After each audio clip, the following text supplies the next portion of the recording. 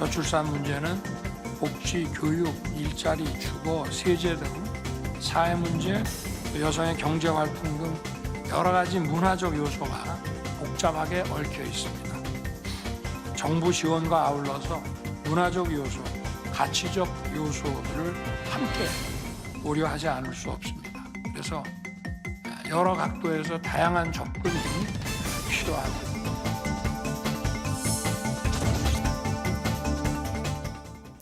현재 대한민국은 유례없이 빠른 속도로 저출산 고령화 사회로 접어들고 있습니다.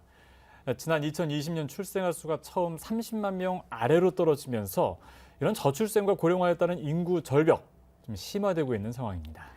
오늘부터 저희 프로그램에서 저출산과 고령화에 따른 인구구조 변화가 가져올 미래를 예측해보고 앞으로 대응 방안을 짚어보는 시간을 보건복지부 차관과 함께 나눠보겠습니다.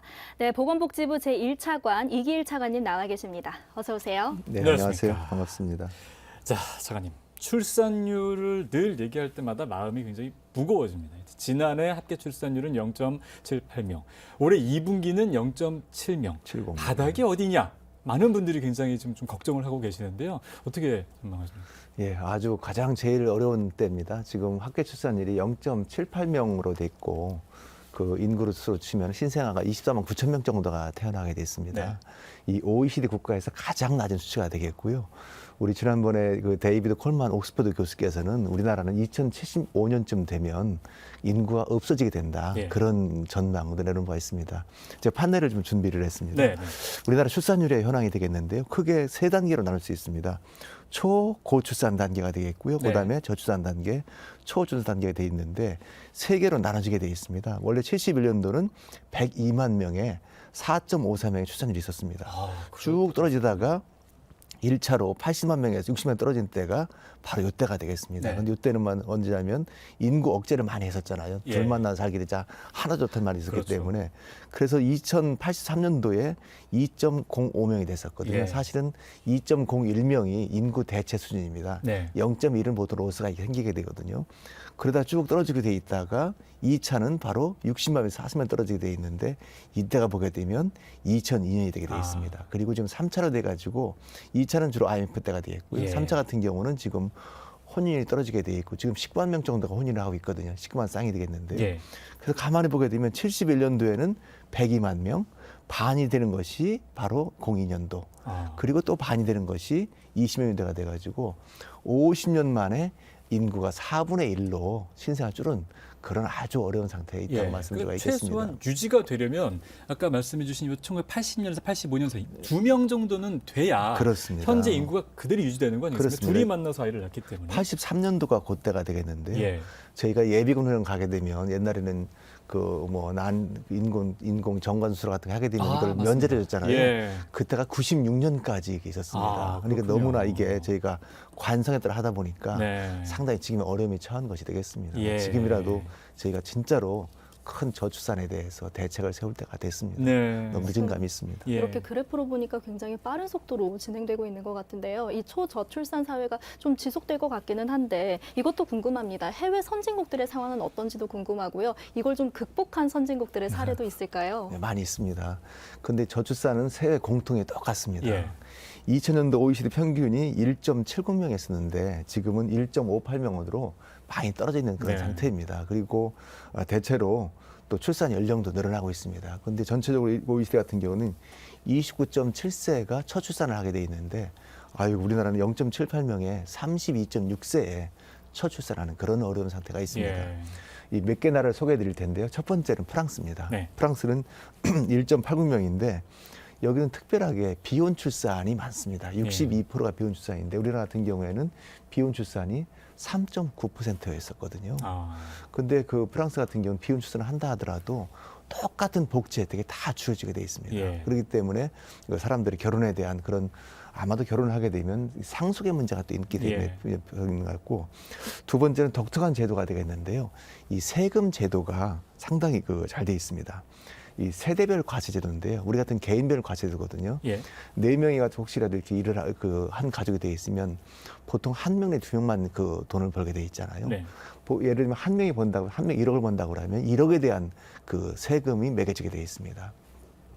근데 세금은 누진적으로 돼 있잖아요. 예. 2천만 원 그 소득하고 1억 소득은 많이 차이가 납니다. 근데 프랑스 같은 경우는 4명이 보통 있게 되면 여기에 대해서는 보통 3명쯤 돼 있습니다. 부부 1명씩은 1로 쳐주고 부부 애들 하나씩은 0.5, 0.5 해가지고 되게 돼 있습니다. 그러니까 1억을 번다고 그러면 3으로 나눠가지고 3,300이 벌게 되는 세금이 되게 돼 있습니다. 예. 그리고 셋째, 넷째 같은 경우에는 1명씩을 쳐줍니다. 예. 그래서 상당히 그런 혜택이 되게 돼 있고요. 두 번째는 제가 지난번 6월 달에 스웨덴에 가봤습니다. 가보니까 그 육아휴직제가 매우 잘 돼 있더라고요. 480일에 육아휴직제를 줍니다. 네. 그래서 그 중에서 90일 정도는 아빠 할당제라고 그래가지고 남성이 쓰게 돼 있고 또 그걸 안 쓰게 되면 자녀이 없어지게 돼 있습니다. 네. 그런데 소득의 80%를 보장해주게 돼 있고 제가 그 페레스콜라라고 그래가지고 우리로 말하면 어린이집이죠. 거기를 가보니까 영아반이 없는 거예요. 영아반은 영세반 있잖아요. 그래서 왜 영세반이 없을까 했더니 영세반이 왜 필요합니까? 부모님이 꼭 있는데요. 예, 왜냐하면 480일간 네. 육아휴직을 가기 때문에 1년 반은 부모님이 쉬고 있는 거잖아요. 예. 그리고 또 하나는 그 야간반이 없습니다. 보통 18세 이후에 반이 우리는 있거든요. 우리는 24시간 됐는데 그래서 왜 야간반이 없습니까 물어봤더니 야간반이 왜 필요 있습니까? 부모님 중에 한 명은 날마다 집에 있는데요. 그래서 거기에는 스웨덴은 독특하게 라떼 파파라고 있습니다. 예. 남편분이 보통 남성 아빠가 90일간을 쓰게 돼 있잖아요. 가보니까 그 아빠가 이렇게 아이를 유모차를 몰면서 라떼를 먹고 있는 거예요. 네. 우리는 뭐 보통 아메리카노 많이 먹고 라떼를 많이 먹는 모양입니다. 그래서 라떼 파파라고 그렇게 되어 있고요. 전반적으로 큰 통계를 보게 되면 이분들은 주로 그 아이를 잘 키울 수 있는 그런 환경이 조성이 되어 있다. 그러다 보니까 많은 정도의 가정 양육에 대한 투자가 많습니다. 예. 우린 GDP 대비 1.5%인데 보통 프랑스라든지 아니면 독일 같은 경우도 2.7% 프랑스가 독일은 2.4%가 돼가지고 우리도 예산을 더 많이 이렇게 투자를 해야 되겠다. 뭐 그런 생각을 저희는 하고 있습니다. 네. 또 가장 높은 나라는 이스라엘입니다. 이스라엘이요? 예, 이스라엘은 3.0명입니다. 이게 둘이 3명을 낳는다는 거거든요. 그리고 이스라엘은 27.8세에 초산을 합니다. 거기는 여자분들도 다 군대를 가거든요. 예. 군대를 갔다 와서 바로 출산을 하고 군대 가면 또 건강해지잖아요. 그래서 이 3명을 낳는 그런 좋은 선례도 있습니다. 예. 예. 이렇게 극복한 해외 사례들을 소개를 해주셨는데요. 이제 다시 국내로 돌아와서 요즘 청년들의 어떤 인식을 한번 살펴보면 통계청의 조사 결과인데 이제 과거보다 결혼을 꼭 해야 되냐 이렇게 생각하는 청년들이 많아졌고요. 또 결혼을 하더라도 아이를 꼭 낳아야 하냐. 라고 생각하는 청년들이 딩크족도 많아졌다는. 굉장히 많아졌죠. 맞습니다. 네. 예. 예. 자, 이런 부분 원인이 어디 있다고 보십니까? 예, 여러 가지 원인이 있을 텐데요. 아마도 제가 생각할 때는 미래에 대한 불안인 것 같습니다. 예. 그 미래에 대한 불안을 많은 분들은 어떻게 표현하냐면 이것은 너무나 우리나라 사회가 경쟁적인 사회다. 그렇기 때문에 이 미래에 대한 불안, 우리 애들이 나가지고 잘 클 수 있겠냐 그런 걱정을 많이 한 것 같습니다. 그리고 이게 경제적인 측면과 사회적인 측면이 있게 돼 있는데요. 첫 번째 경제적인 측면 같은 경우에는 우리 첫 번째 그 직장 잡는 그런 나이가 30.9세입니다. 네. 31세가 되게 돼 있죠. 직장 잡고 나가지고 결혼을 하다 보니까 남자는 34세에 결혼하게 돼 있고 여자는 31세에 결혼하니까 이게 첫 아이가 30.6세에 나오게 돼 있습니다. 네. 두 번째는 높은 주택 가격입니다. 지금은 아마도 전세를 얻으려고 그러면 최소 2억 원 필요하거든요. 전세를 얻게 돼 있고 또 여러 가지 또 비용들이 많이 들잖아요. 또 요즘 결혼 비용도 높습니다. 예. 이 스드메라고 그래가지고 스튜디오, 드레스, 메이크업을 하는데 이 돈이 많이 들고 해가지고 전반적으로 결혼 비용을 따져보니까 한 4천에서 5천이 듭니다. 이런 많은 비용이 들게 돼 있고 또 하나가 보면 사회문화적인 여러 가지 차이가 있겠는데요. 그 가장 어려운 것이 아마도 서로 간에 역할 부담을 해야 되는데 옛날에는 남편분은 밖에서 일하고 여자분들은 안에 있기 때문에 그 남편을 바깥 사람, 그 아내를 집 사람이라 안 사람이라 했었거든요. 네. 근데 요즘 같은 경우는 여성분들 60% 정도 일을 하고 있습니다. 그렇기 때문에 남편도 집에 가서 자기 일을 가사를 분담을 해야 되거든요. 예. 근데 지난번 조사를 해보니까 어떤 문제가 생겼냐면 맞벌이 부부인데도 불구하고 남자는 54분만 집에서 하루에 그 가사를 들어봅니다. 그런데 여성분들은 엄마가 되는 것이죠. 네. 3시간 7분을 일을 하고 있습니다. 그 3배를 더하는 거잖아요. 예. 그러다 보니까 많은 여성분들이 이 손해를 보는, 그러다 보니까 왜 이 결혼을 해야 되냐, 뭐 그런 여러 가지 문제가 있는 것 같고요. 그 말씀하신 대로 이 결혼을 해야 된다는 그런 인식, 또 한편으로는 꼭 애를 필요하다, 그런 것이 좀 많이 떨어져 있는 막 그런 상태가 되겠습니다. 네, 예, 예. 복합적인 원인인 걸로 그렇습니다. 보여지고 예, 또 예. 한 일타 강사 과거에 이런 이야기도 있었죠. SNS 때문이다. 뭐 남자들 여자들 다 SNS라는데 그런 것도 큰 문제다. 뭐 이런 이야기를 했어요. 참 다양한 원인이 있는 예, 것 예. 같습니다. 예. 그리고 스드메로 주변에 보니까 고민하시는 분들도 꽤 많더라고요. 맞아요. 정말 복합적인 네. 요인도 있는 것 같습니다. 그런데 이 영향이 가시적으로 보이는 게 아니다 보니까 이 저출산이 왜 문제냐라고 물어보시는 분들도 계시더라고요. 차관님이 보실 때 가장 큰 문제 그리고 사회에 끼칠 영향 어떻게 보고 계십니까? 예, 가장 큰 문제는 아마도 데이비드 컬먼 교수 말씀처럼 국가 소멸 위기 같습니다. 네. 어떤 분들은 외국에서는 세게 얘기도 하시는데 그분들은 우리 한국이 집단 자살에 빠져 있는 거 아니냐, 그런 뭐 센 얘기까지 하십니다. 몇 가지 문제가 있겠는데요. 첫 번째는 이게 생산 인구가 떨어지게 돼 있습니다. 지금 우리가 21년부터 전부 국가의 지금 인구가 줄고 있거든요. 그런데 생산 인구가 점차 줄게 되면 결국은 경제력이 떨어지게 돼 있다는 것이겠고요. 두 번째는 학령 인구가 이 사람이 애들이 없습니다. 네. 지금 한 48만 명 정도가 대학 입학 정원이 있습니다. 근데 수도권이 한 19만, 비수도권 29만이 되게 돼 있거든요. 근데 만약에 24만 9천 명 아이들이 이제 대학을 간다고 그러면 다 대학을 가는 것이 아니고 지금 같은 경우도 65.1%가 대학을 갑니다. 예. 따져보면 이게 16만 2천 명이 대학을 가야 되는데 지금 서울 수도권의 입학 정원이 19만 명이잖아요. 그걸 다 못 가게 되는 겁니다. 그래서 지금 당장 저희 같은 경우도 어린이집에 해마다 2,000개씩 어린이집이 줄고 있습니다. 이게 이제 점차 6,500개의 지금 초등학교, 중등, 고등 가기 때문에 말씀드린 대로 이게 18년 이후에는 지금 수도권 정원이 19만 명 대학 정원인데 16만 2천 명 못 하기 때문에 크게 문제가 되는 것이 되겠고요. 또 그러다 보니까 한편으로는 또 병역 자원, 또 이게 군인 같은 경우도 지금 우리 때는 제가 병 생활했는데 30개월을 했거든요. 지금 18개월 했기 때문에 그런데 이 애도 있고 그래서 그런 문제도 생기게 돼 있고 또 가장 문제는 뭐 지난번에 시리즈 했지만 연금 문제가 있습니다. 예. 이게 노년 부양비라고 있거든요. 그러니까 우리 건강한 생산하는 인구가 100명이 부담할 인구 그 노인들이신데 지금은 26명을 저희가 부담을 하고 있는데 이게 49년대 35년에는 49명. 그리고 2050년은 79명을 저희가 모셔야 됩니다. 그렇기 때문에 가장 어려운 게 있고 또 그 중에서도 보게 되면 여러 가지로 이게 고령화율이 빨리 된다는 겁니다. 네. 지금 14%에도 20%가 초고령사가 되겠는데 우리는 7년입니다. 지금 일본도 20년이 되게 돼 있고 프랑스 같은 경우는 39년이기 때문에 준비할 수 없을 적에 빨리고 있다. 이게 가장 큰 문제가 되겠습니다. 예. 자, 그렇다면 우리 장관님께서 그 청년들하고 많은 또 대화를 나누셨을 텐데 강민지 앵커도 주변에 이제 결혼한 친구들 많이 있잖아요. 왜 결혼 안 하는데 왜 이유가 있다고 보십니까? 이유가 너무 다양해서 그래요? 누릴 수가 없을 정도로 굉장히 다양한 생각을 가지고 있더라고요. 이것도 차관님께 도대체 청년들은 어떤 생각을 가지고 있는지 물어보고 싶더라고요. 그렇군요. 네. 예. 자, 차관님 어떻습니까? 청년들하고 저희가 많이 만나봤습니다. 네. 그리고 지난 4월 달에는 1박 2일로 한 219명 정도를 가지고 이렇게 서로 논의를 한 적이 있었습니다. 계속 토론을 하고 했었는데요.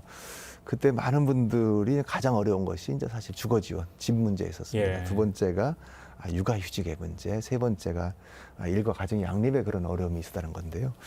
제가 여러 가지를 이렇게 보니까 그분들 말씀이 이런 말씀하시더라고요. 그 20대 교사 선생님이셨는데 이분 말씀은 옛날에는 결혼이 필수였었고 이렇게 결혼하게 되면 출산 육아까지 이어지게 돼 있는데 요즘은 결혼이 그건 필수가 아닙니다. 결혼은 선택입니다라는 말씀하셨고 또 하나가 이제 비혼 여러 가지 가구도 계시는데 우리 가슴 아픈 얘기죠. 이 결혼을 하게 되면 가족이라는 부산물이 따라옵니다라는 얘기를 하시더라고요. 네. 그러니까 둘이 서로 사랑해서 결혼하는 건 되게 좋은데 결혼하고 나가지고 가족이 하게 되니까 며느리가 되고 사회가 되고 이런 부담이 있다는 겁니다. 근데 저희가 1박 2일 토론을 해보니까 여러 가지 이제 좋은 결과가 나왔었습니다. 네. 그분들이 청춘어람단이었었거든요. 예. 인식을 조사해 보니까 4월 달이죠. 이제 219명 했는데 이 전후의 비교입니다. 파란 것이 이게 지금 전이고 끝난 것이 후거든요. 네. 첫날 하고 둘째 날 했었는데 반드시 결혼을 해야 된다.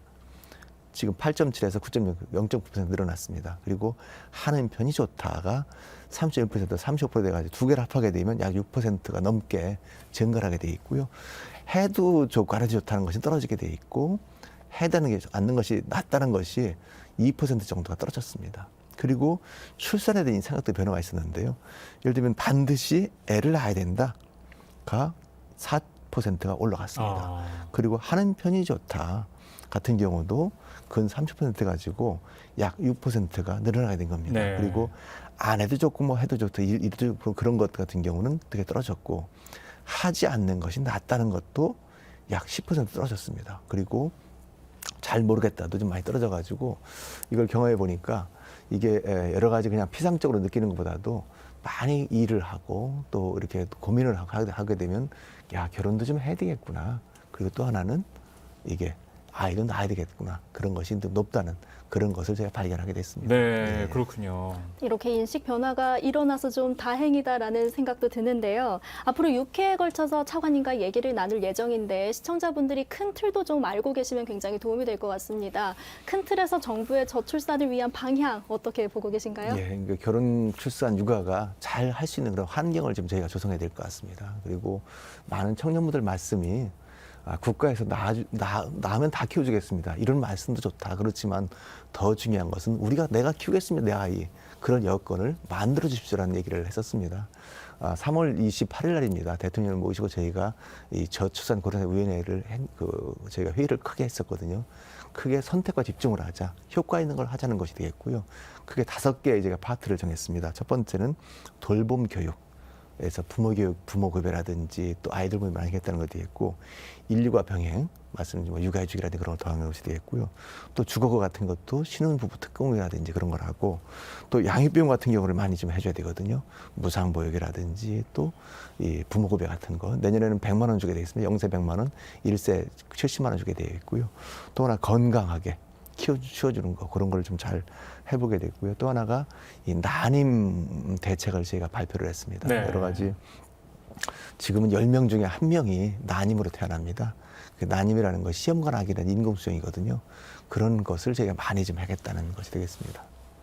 네, 지금 이제 여러 가지 저출산 추진 방향 뭐 이런 부분에 대해서 말씀을 해주셨습니다. 저희가 앞으로 6차례의 지금 프로그램을 준비했습니다. 이제 오늘이 첫 번째였고요. 앞으로 또 많은 이야기를 나눌 텐데 뭐 여러 가지 내용들이 있습니다. 뭐 인구 발족단도 있고요. 뭐 예산도 살펴볼 것이고 앞으로 하나하나 천천히 살펴보도록 하겠습니다. 지금까지 보건복지부 이길 제1차관과 함께 이야기 나눴습니다. 오늘 말씀 고맙습니다. 네, 감사합니다.